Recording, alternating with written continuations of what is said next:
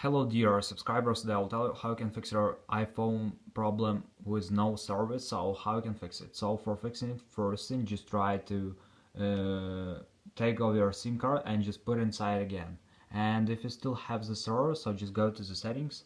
In the settings you need to find airplane mode, so just try to turn it on, wait a second and just turn off. So if it doesn't help, if you still have the server, so you can also just go to seller data and just try to go to seller data options and just try to use another. So just check if you use here LTE. Also you can recheck it for 3G and after just choose LTE again.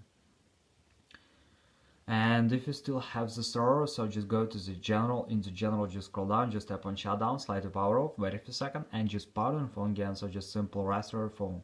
And if it doesn't help you, just go to the general. In the general, just open software update, and if you see here available update, just tap on download and install and wait until it will successfully install the latest updates for your iPhone. So thanks for watching, have a nice day, subscribe to my channel, click like and bye.